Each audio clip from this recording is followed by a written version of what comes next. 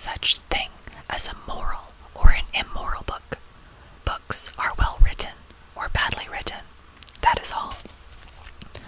The 19th century dislike of realism is the rage of Caliban seeing his own face in a glass. The 19th century dislike of romanticism is the rage of Caliban not seeing his own face in a glass. The moral life of a man forms part of the subject matter of the artist, but the morality of art consists in the most perfect use of an imperfect medium. No artist desires to prove anything. Even things that are true can't be proved. No artist has ethical sympathies. An ethical sympathy in an artist is an unpardonable mannerism of style. No artist is ever morbid. The artist can express everything. Thought and language are to the artist instruments of an art. Vice and virtue are to the artist materials for an art. From the point of view of form, the type of all the arts is the art of the musician. From the point of view of feeling, the actor's craft is the type. All art is at once surface and symbol. Those who go beneath the surface do so at their own peril. Those who read the symbol do so at their own peril. It is the spectator and not life that art really mirrors. Diversity of opinion about a work of art shows that the work is new, complex, and vital. When critics disagree, the artist is in accord with himself. We can forgive a man for making a useful thing as long as he does not admire it. The only excuse for making a useless thing is that one admires it intensely. All art is quite useless. Oscar Wilde. We will now begin chapter 1.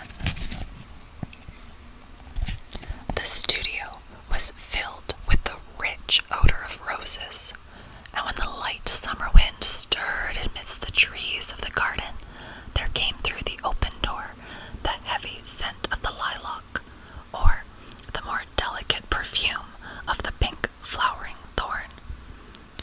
From the corner of the divan of Parisian saddlebags on which he was lying, smoking, as was his custom, innumerable cigarettes, Lord Henry Wotton could just catch the gleam of the honey-sweet and honey-colored blossoms of a laburnum, whose tremendous branches seemed hardly able to bear the burden of a beauty so flame-like as theirs. And now, the fantastic shadows of birds in flight flitted across the long dossier silk curtains that were stretched in front of the huge window, producing a kind of momentary Japanese effect, and making him think of those pallid jade-faced painters of Tokyo, who, through the medium of an art that is necessarily immobile, seek to convey the sense of swiftness and motion. The sullen murmur of the bees shouldering their way through the long, unmown grass, or circling with monotonous instance round the dusty gilt horns of the strangling woodbine, seemed to make the stillness more oppressive. The dim roar of London was like the bird-on note of a distant organ.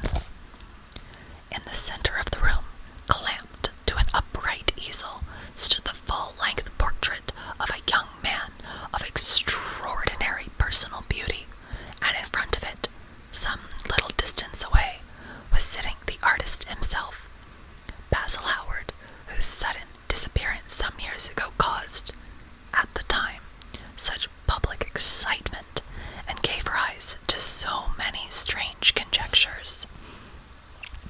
As the painter looked at the gracious and comely form he had so skillfully mirrored in his art, a smile of pleasure passed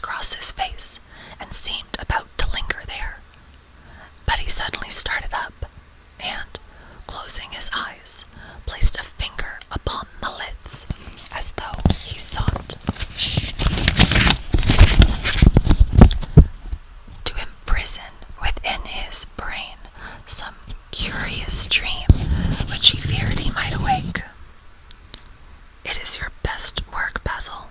The best thing you have ever done," said Lord Henry languidly.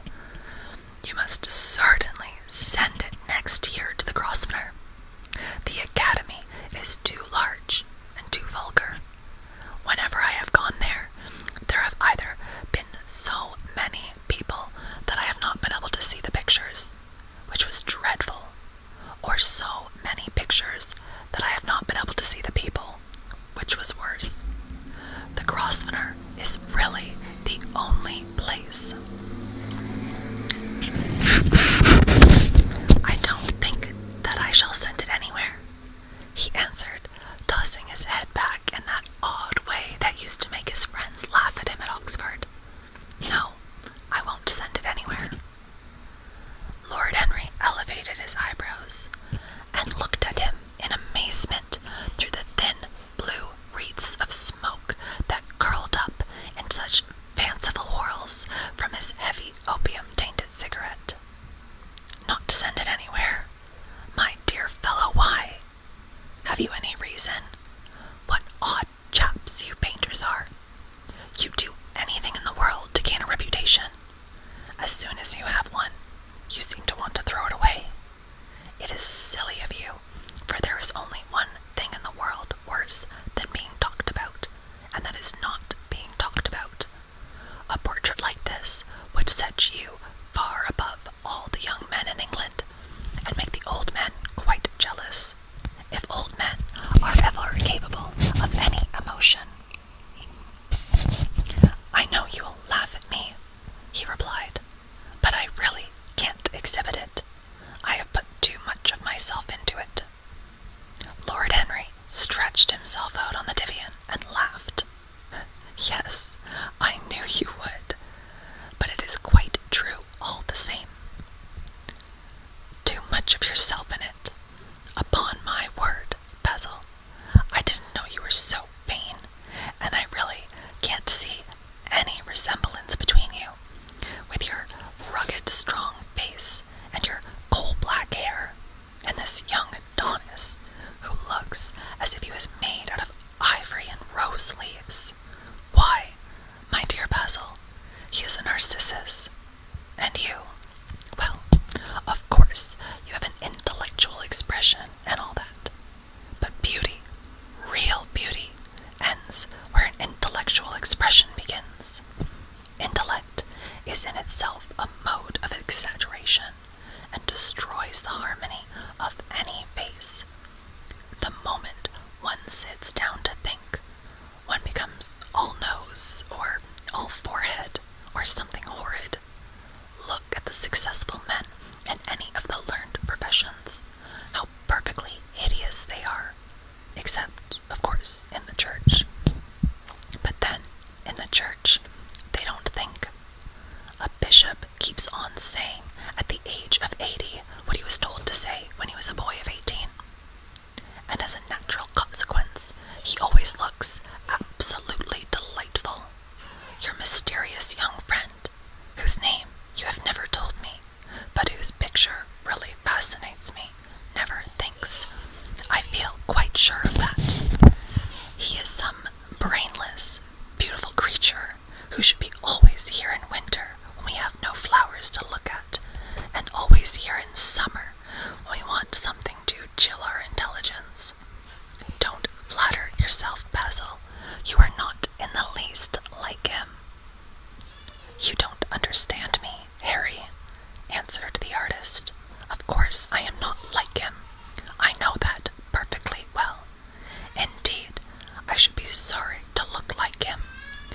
"You shrug your shoulders. I am telling you the truth. There is a fatality about all physical and intellectual distinction, the sort of fatality that seems to dog through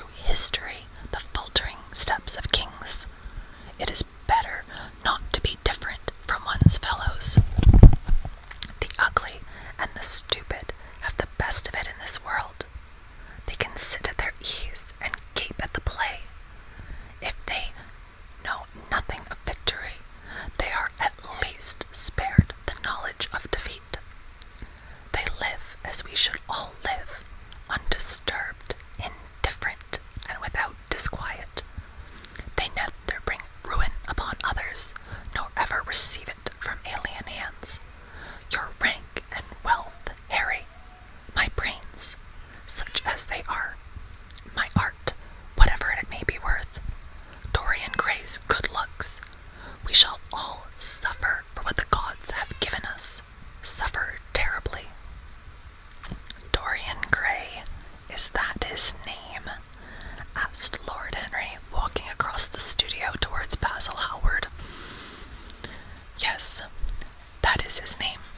I didn't intend to tell it to you. But why not? Oh, I can't explain. When I like people immensely, I never tell their names to anyone. It is like surrendering a part of them. I have grown to love secrecy.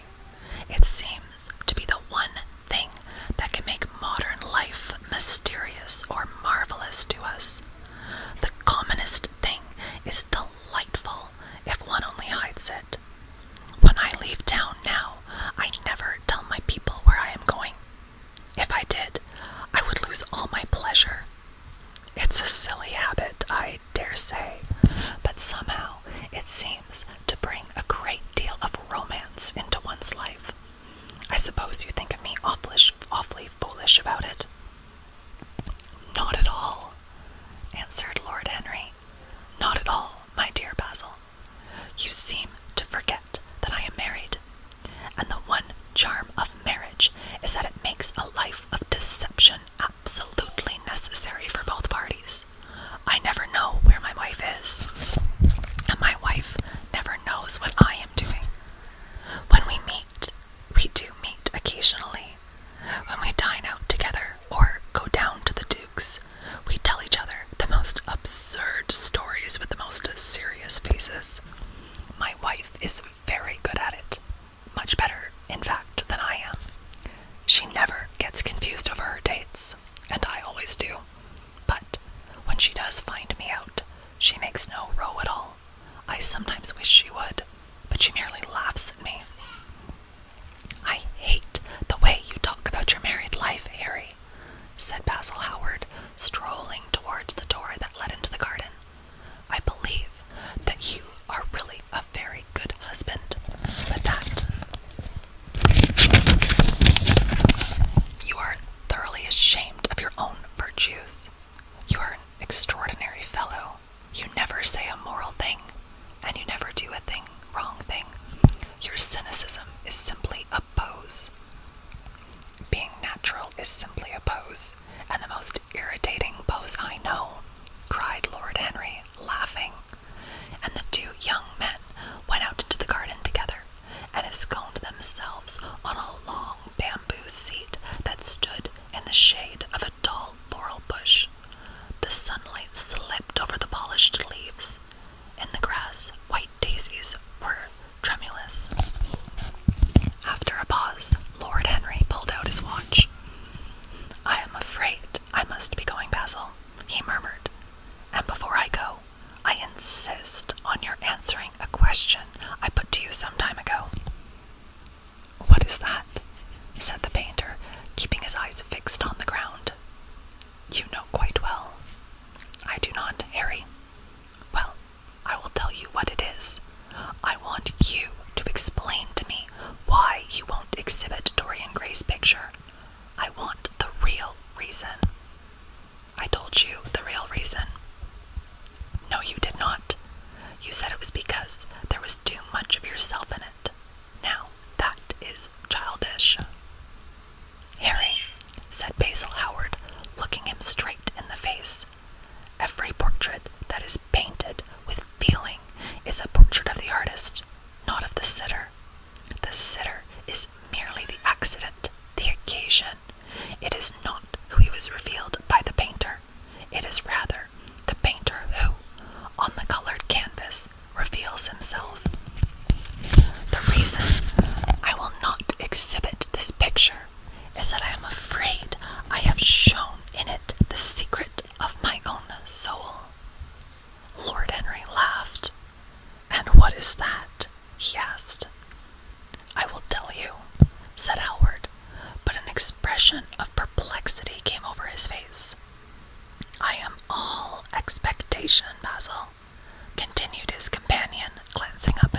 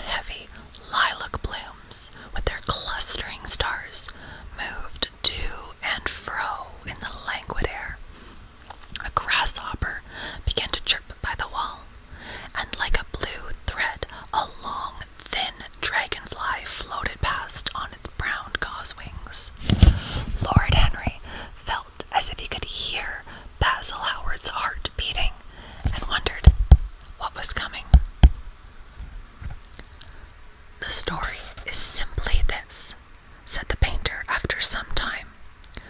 2 months ago, I went to a crush at Lady Brandon's. You know how we poor artists have to show ourselves in society from time to time, just to remind the public that we are not savages.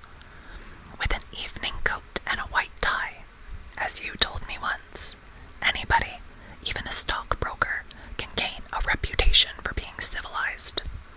Well, after I had been in the room about 10 minutes, talking to huge, overdressed dowagers and tedious academians, I suddenly became conscious that someone was looking at me. I turned halfway round and saw Dorian Grey for the first time. When our eyes met, I felt that I was growing pale. A curious sensation of terror came over me. I knew that I had come face to face with someone whose mere personality was so fascinating that, if I allowed it to do so, would absorb my whole nature, my whole soul, my very art itself. I did not want any external influence in my life. You know yourself, Harry, how independent I am by nature. I have always been my own master. Had, at least, always been so, till I met Dorian Grey.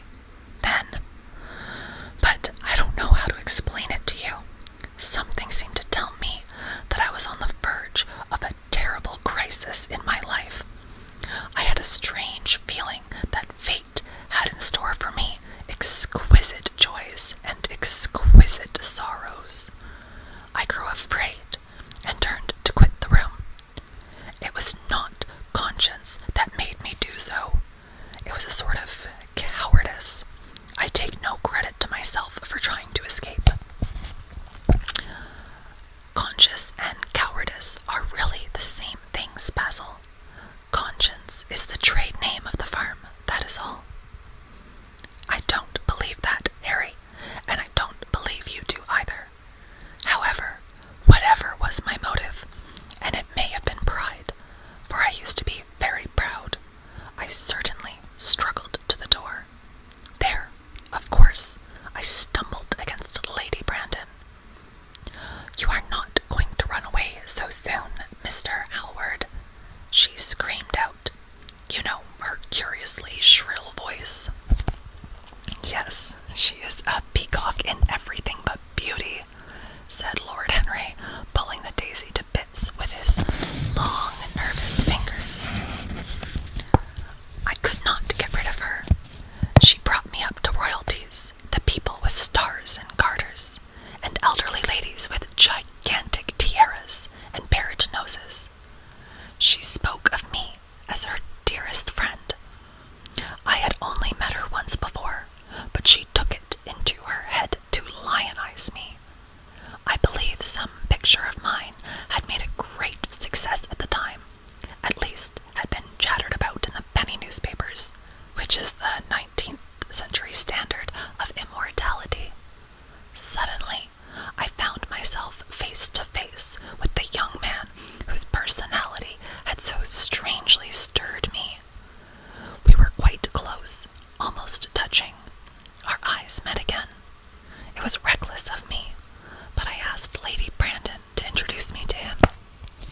Perhaps it was not so reckless after all. It was simply inevitable.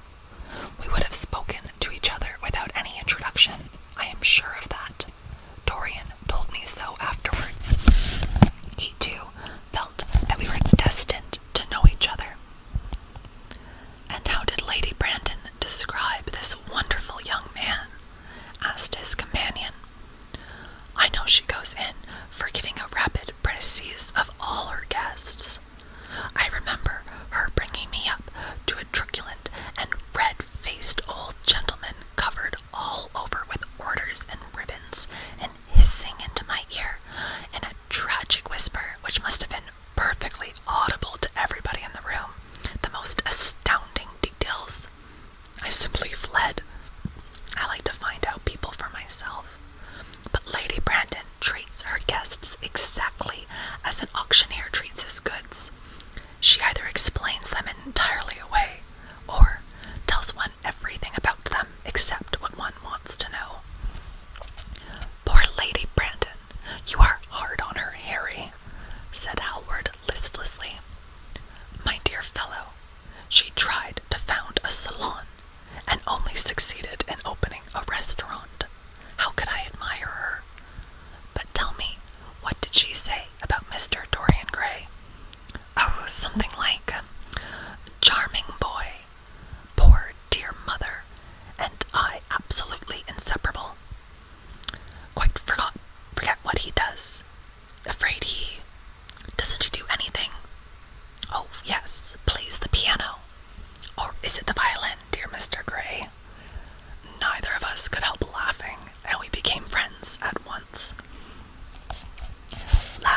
is not at all a bad beginning for a friendship, and it is far the best ending for one," said the young lord, plucking another daisy.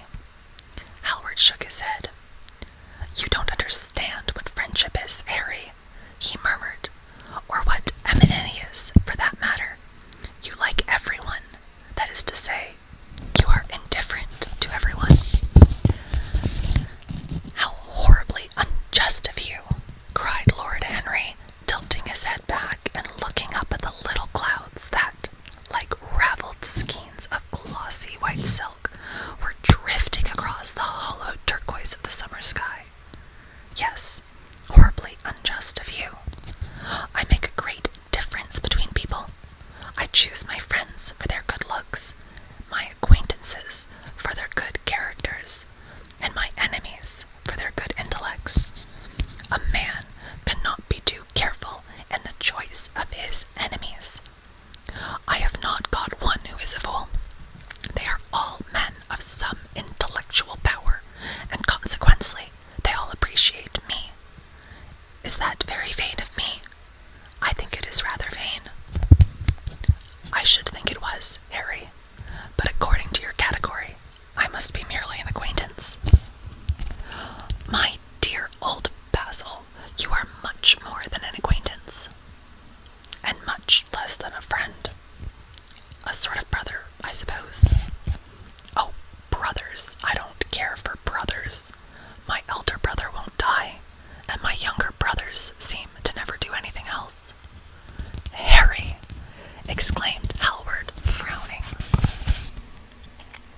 "My dear fellow, I am not quite serious, but I can't help detesting my relations. I suppose it comes from the fact that none of us can stand other people having the same faults as ourselves. I quite sympathize with the rage of the English democracy against what they call the vices of the upper orders. The masses feel that drunkenness, stupidity, and immorality should be their own special property, and that if any one of us makes an ass of himself, he is poaching on their preserves.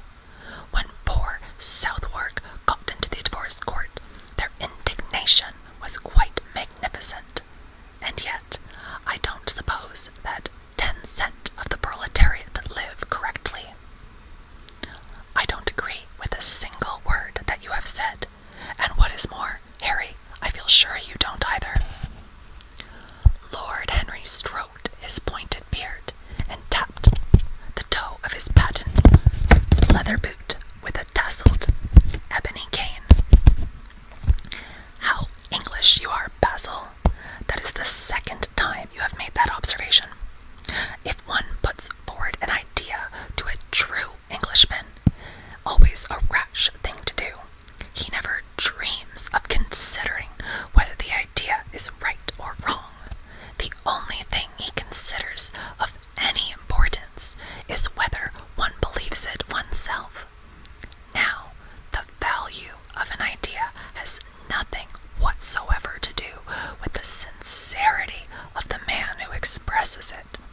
Indeed, the probabilities are that the more insecure the man is, the more purely intellectual will the idea be, as in the case it will not be colored by either his wants, his desires, or his prejudices. However, I don't propose to discuss politics, sociology, or metaphysics with you. I like persons better than principles, and I like persons with no principles better than anything else in the world. Tell me more about Mr. Dorian Grey. How often do you see him?" "Every day. I couldn't be happy if I didn't see him every day. He is absolutely necessary to me." "How extraordinary! I thought you would never care for anything but your art."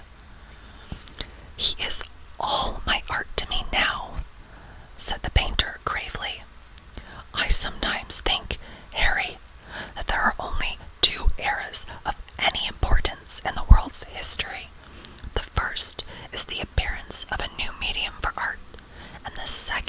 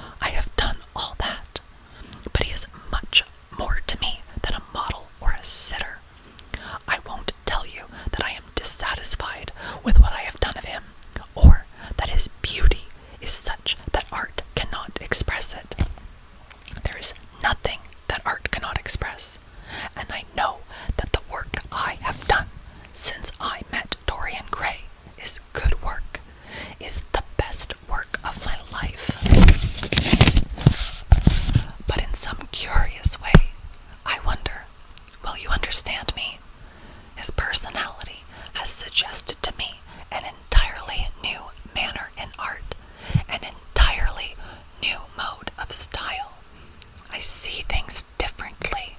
I think of them differently.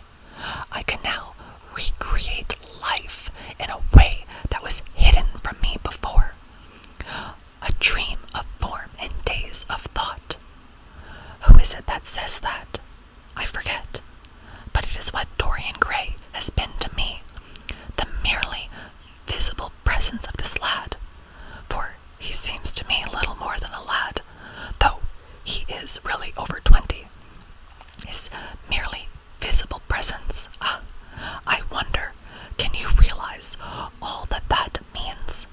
Unconsciously, he defines for me the lines of a fresh school. A school that is to have in it all the passion of the romantic spirit, all the perfection of the spirit that is Greek, the harmony of soul and body. How much is that? We, in our madness, have separated the two, and have invented a realism that is vulgar, an identity that is void. Harry, if you only knew what Dorian Gray is to me. You remember that landscape of mine, for which Agnew offered me such a huge price, but which I would not part with. It is one of the best things I have ever done. And why is it so? Because while I was painting it, Dorian Gray sat beside me. Some subtle influence passed from him to me, and for the first time in my life, I saw in the plain woodland the wonder I had always looked for and always missed. Basil, this is extraordinary. I must see Dorian Gray. Howard got up from his seat and walked up and down the garden. After some time, he came back. Harry, he said, Dorian Gray is to me simply a motive in art. You might see nothing in him. I see everything in him. He is never more present in my work than when no image of him is there. He is a suggestion, as I have said, of a new manner. I find him in the curves of certain lines, in the loveliness and subtleties of certain colors. That is all. Then why won't you exhibit his portrait? Asked Lord Henry. Because, without intending it, I have put into it some expression of all this curious artistic idolatry, which, of course, I have never cared to speak to him. He knows nothing about it. He shall never know anything about it. But the world might guess it, and I will not bare my soul to their shallow, prying eyes. My heart shall never be put under their microscope. There is too much of myself in the thing, Harry, too much of myself. Poets are not so scrupulous as you are. They know how useful passion is for publication. Nowadays, a broken heart will run to many editions. I hate them for it, cried Howard. An artist should create beautiful things, but should put nothing of his own life into them. We live in an age where men treat art as if it were meant to be a form of autobiography. We have lost the abstract sense of beauty. Some day I will show the world what it is, and for that reason the world shall never see my portrait of Dorian Gray. I think you are wrong, Basil, but I won't argue with you. It is only the intellectually lost who ever argue. Tell me, is Dorian Gray very fond of you? The painter considered for a few moments. He likes me, he answered after a pause. I know he likes me. Of course, I flatter him dreadfully. I find a strange pleasure in saying things to him that I know I shall be sorry for having said.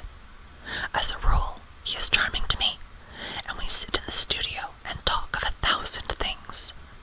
Now and then, however, he is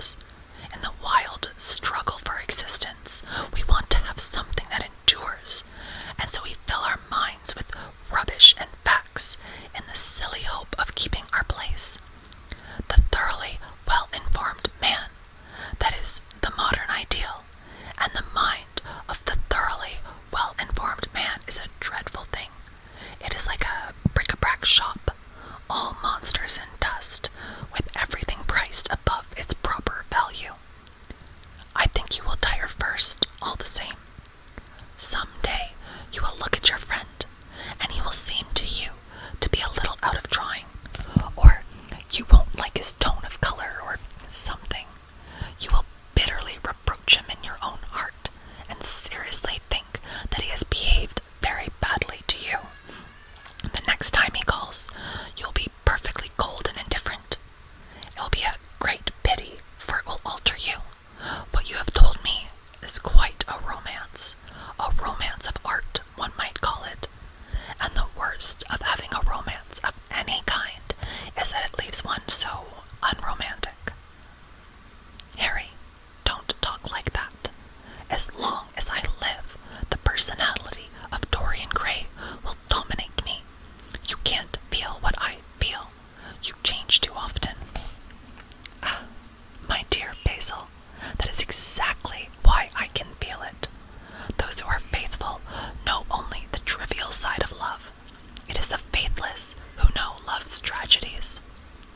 And Lord Henry struck on a light on a dainty silver case and began to smoke a cigarette with a self-conscious and satisfied air, as if he had summed up the world in a phrase. There was a rustle of chirping sparrows in the green lacquer of the ivy, and the blue cloud shadows chased themselves across the grass like swallows. How pleasant it was in the garden, and how delightful other people's emotions were. Much more delightful than their ideas, it seemed to him. One's own soul and the passions of one's friends, those were the fascinating things in life. He pictured to himself with silent amusement the tedious luncheon that he had missed by staying so long with Basil Hallward. Had he gone to his aunt's, he would have been sure to have met Lord Goodbody there, and the whole conversation would have been about the feeding of the poor and the necessity for model lodging houses. Each class would have preached the importance of those virtues, for whose exercise there was no necessity in their own lives. The rich would have spoken on the value of thrift, and the idle grown eloquent over the dignity of labor. It was charming to have escaped all that. As he thought of his aunt, an idea seemed to strike him. He turned to Hallward and said, "My dear fellow, I have just remembered." "Remembered what, Harry?" "Where I heard the name of Dorian Grey." "Where was it?" asked Hallward with a slight frown. "Don't look so angry, Basil. It was at my aunt, Lady Agatha's. She told me she had discovered a wonderful young man who was going to help her in the East End, and that his name was Dorian Grey. I am bound to state that she never told me he was good-looking. Women have no appreciation of good looks. At least, good women have not. She said that he was very earnest and had a beautiful nature. I at once pictured to myself a creature with spectacles and lank hair, horribly freckled, and tramping about on huge feet. I wish I had known it was your friend." "I am very glad you didn't, Harry." "Why?" "I don't want you to meet him." "You don't want me to meet him?" "No." "Mr. Dorian Grey is in the studio, sir," said the butler, coming into the garden. "You must introduce me now," cried Lord Henry, laughing. The painter turned to his servant, who stood blinking in the sunlight. "Ask Mr. Grey to wait, Parker. I shall be in a few moments." The man bowed and went up the walk. Then he looked at Lord Henry.